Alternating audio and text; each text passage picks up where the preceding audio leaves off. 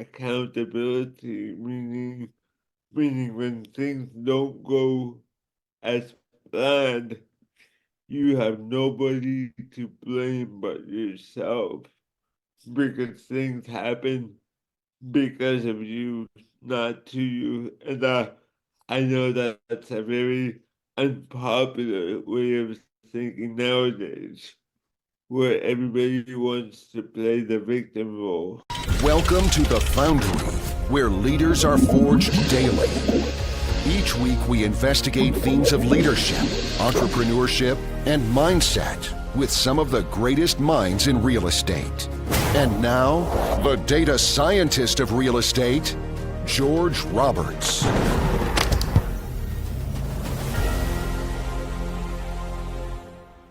Welcome back, deal makers. Today I have the pleasure of interviewing Jason Malabute, founder of Malabute Properties, in addition to assembling a portfolio of 342 doors.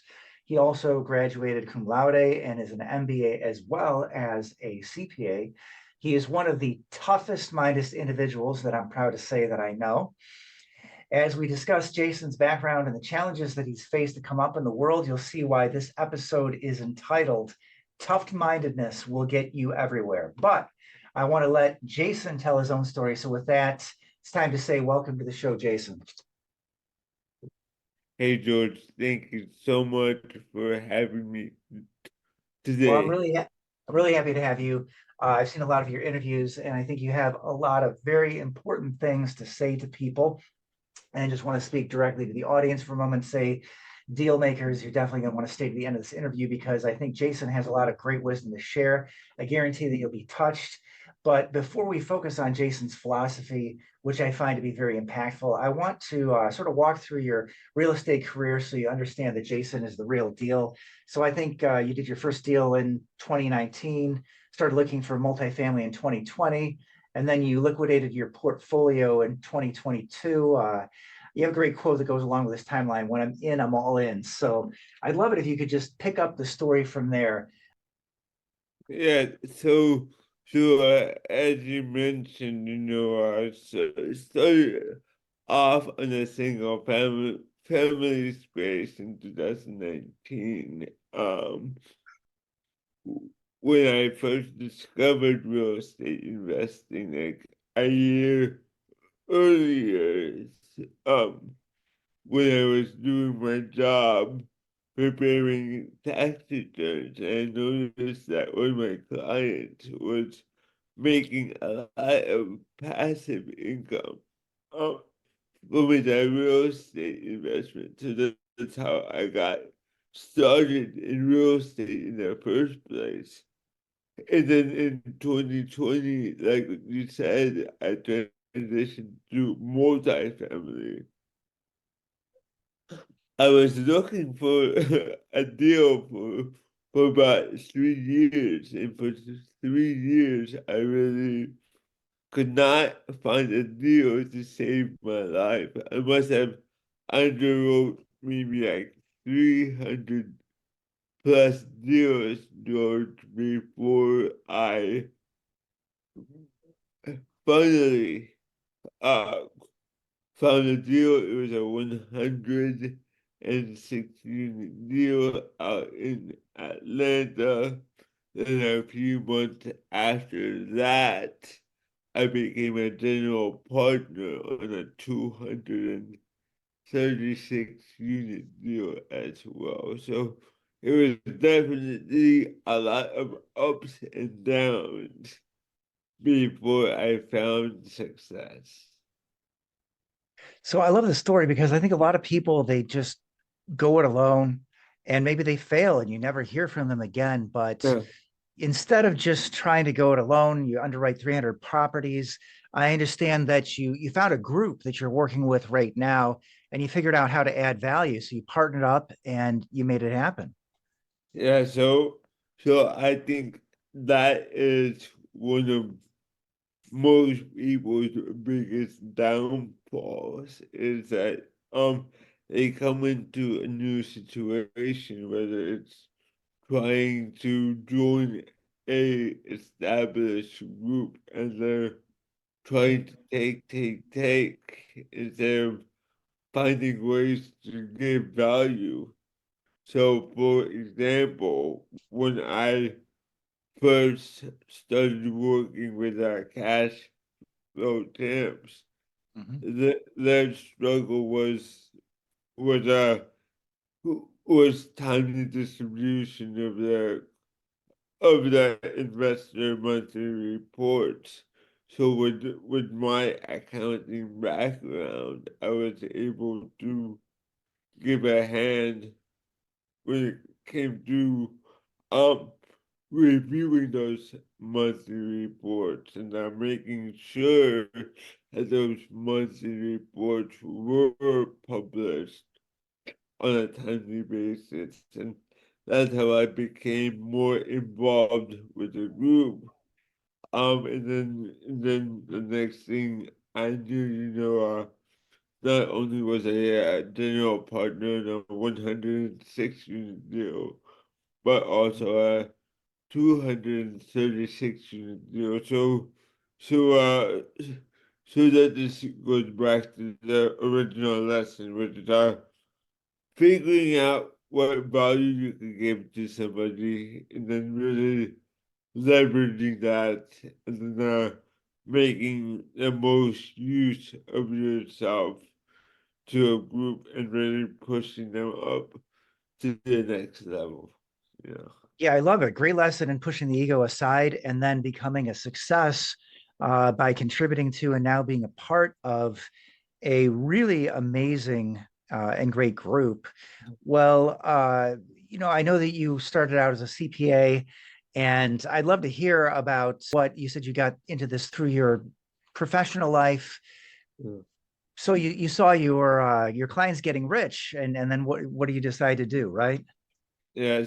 So actually, how I got into accounting was a very funny story, George. So a little background on myself. I have cerebral palsy. So my dad always told me that, hey son, you are going to have a more challenging time compared to your peers in finding a high paying job. And then at the time I was still a little boy, so I just ignored them, I was thinking, man, he doesn't know what he's talking about. I'm going to be a professional basketball player. Yeah. Uh, However, obviously, basketball is not in the card for me. So, so, so that's why my parents always pushed me towards entrepreneurship. So I got to college. I had no idea what I wanted to be because at the time I wasn't passionate about anything besides basketball. So my mom said, hey, you should be an accountant because I know that you want to be a businessman one day, so you should know how money works. So accounting is a great uh, path for you. So I said, oh, okay. I mean, I have no other better idea, so I guess I'll be an accountant. So I graduated college, and then I got my CPA. I started working for an accounting firm here in Los Angeles. I was focusing on taxes, so that's how I got to handle my client's tax return who was in real estate, and that just sparked my interest. Yeah, outstanding. And I understand quite a long road, not just to get your CPA designation, but then also just to get that first job. Great story of perseverance. Yeah. All right. Well, yeah, glad that you did that. And it's so maybe, that's not exactly what you ended up spending the rest of your life doing, but it puts you on the entrepreneurial routes. Well, you mentioned basketball, and I know that you've got your virtual background up there, but I think that in your office, you've actually got a jersey of Mr. 23, Kobe Bryant. Why don't you tell us what he means to you? I know that he's a sort of a controversial basketball player. Of course, we tragically lost him a few years back, but he wasn't always the most popular ball player, but somebody who really exemplified persistence and working hard. Yeah, wow. So first of all, George, I am impressed by how much research and homework you have done on me, and yes, definitely, Kobe Bryant and Michael Jordan were my favorite players who growing up, and I just really loved how much dedication and commitment that they put in the fields. I remember watching Kobe Bryant. He would practice the same move thousands of times for hours. I'm trying to perfect this small little move. So it was very interesting how much importance that he put into details. And I do the same thing as well. Oh, when it comes to real estate business, I want to know everything about what I'm doing. Um, I will look at every single factor. For example, when we are looking into a market, not only will I look at population growth, job growth, but I also look at like, job diversity. I look at how did this market perform in previous recessions. I take into consideration everything in there and every single detail before I I pull the trigger um in anything that I'm doing. So I love that. And I love Kobe Bryant, the Mamba mentality. Uh, he's definitely missed. Love that you're also looking at the history of these places, because when you look at a real estate market, I think a lot of people just forget that there is a certain history to these markets, and that certain places just tend to be a lot more volatile than others. So yeah, all that's totally publicly available. Go to fred.stlouisfed.org. At least that's where I go to get some of those statistics. Or Freddie Mac, I think, is another great one if you want to find the actual multifamily. I think they track a little bit over 20 cities. Yeah. Well, okay, here let's get into a little bit more of the philosophy. So I understand that you have three pillars that you live your life by. So what are Jason's three pillars? Yeah, I was actually just talking about this with one of my business partners yesterday, and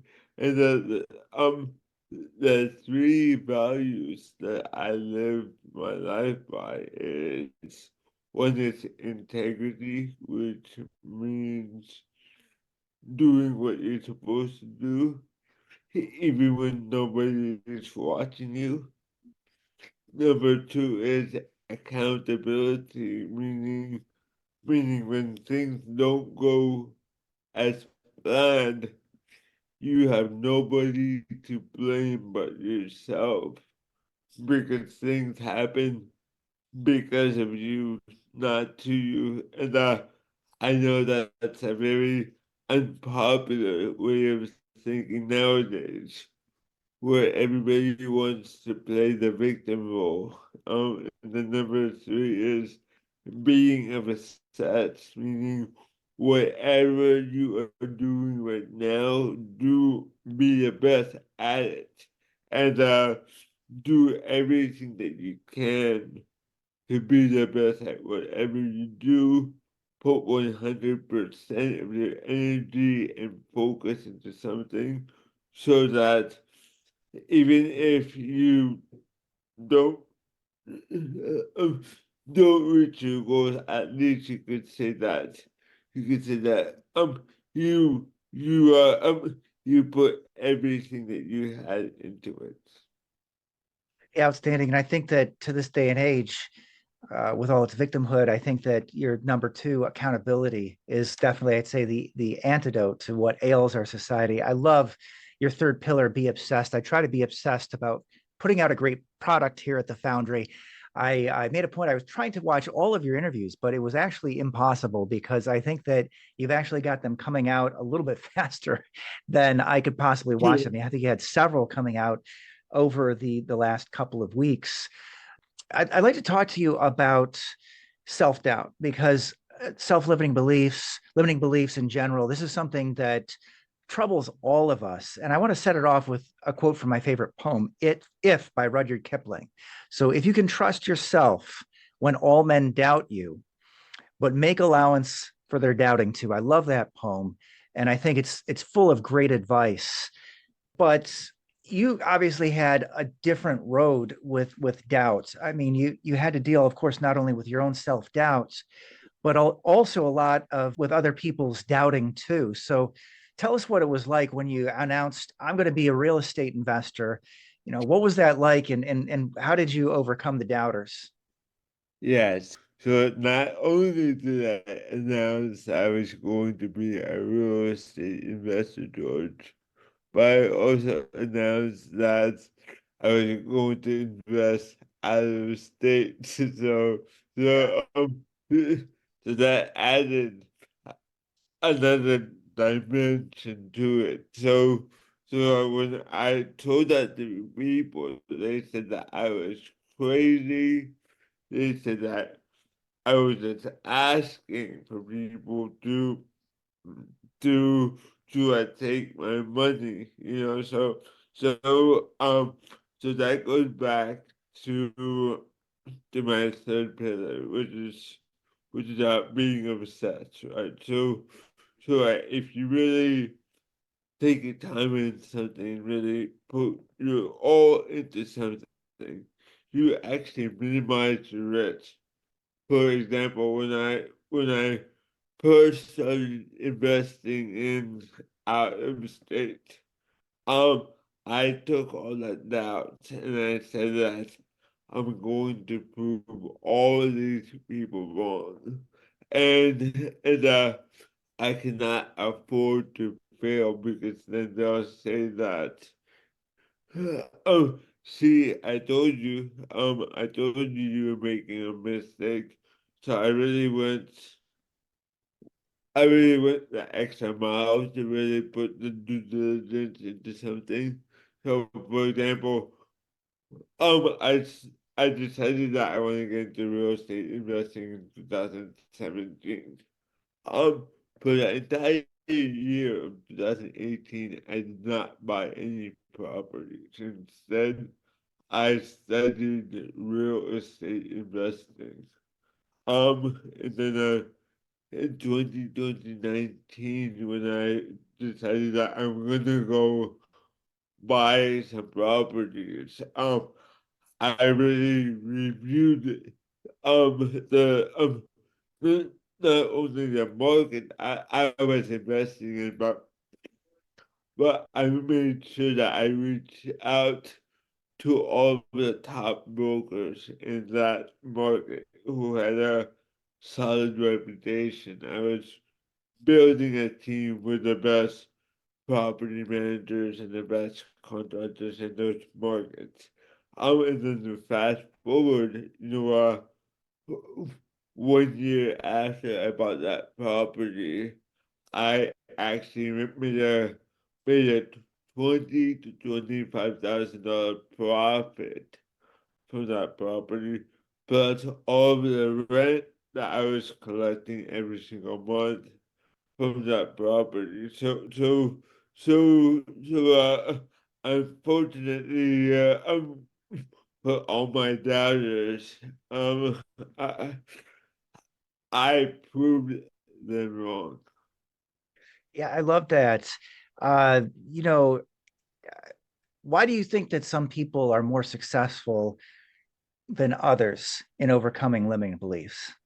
Because they just want it more, because it's like for example, George, like let, let's say both me and you were getting into real estate investing at the same time, right?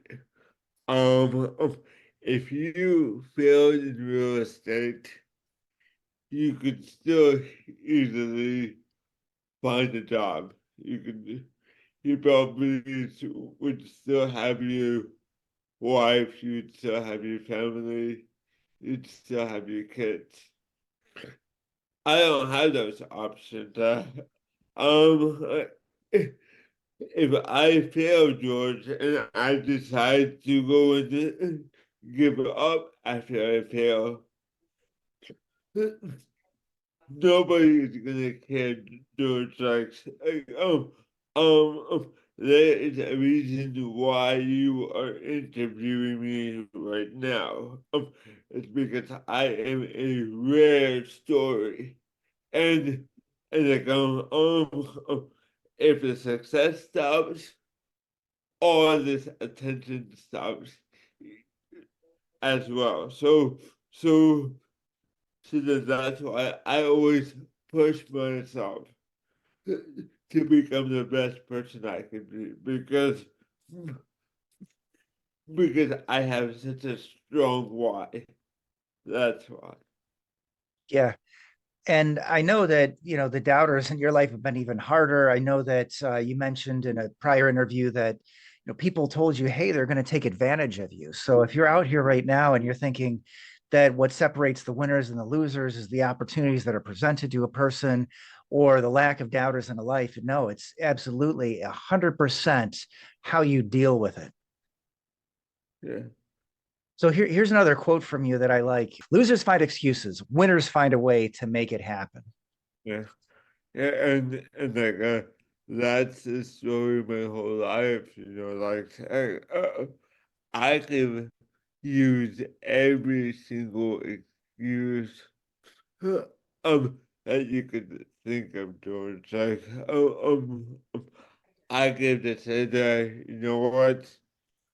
I'm just gonna feel sorry for myself.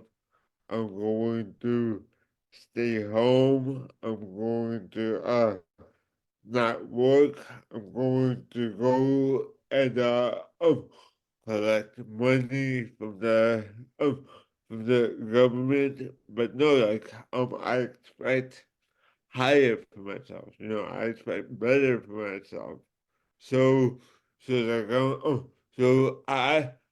I use that fuel from the doubt that I get from people who are doubting me, and I want to prove them wrong. Um, at the same time, George, I also want to prove people who believe in me right. I have a lot of people who are depending on me. I have my family who is depending on me. I have great partners who are depending on me to become successful. And also I am obligated. Um, I'm responsible to be successful and make use of all the opportunities that God has given me. So, those are the things that really push me forward. Yeah, outstanding. And I know another thing that sets you apart from other people is that you're not afraid to speak about your mistakes and your missteps. As they say, success is a poor teacher. And I believe that. All right. So, Jason, I think that at this point, we're going to have to wrap the first half of this episode. I want to thank you so much for sharing your background in real estate and a lot of the philosophies that have helped to propel you to where you are right now. Just want to make sure people know how to reach out to you. What's the best way to reach out to Jason Malabute?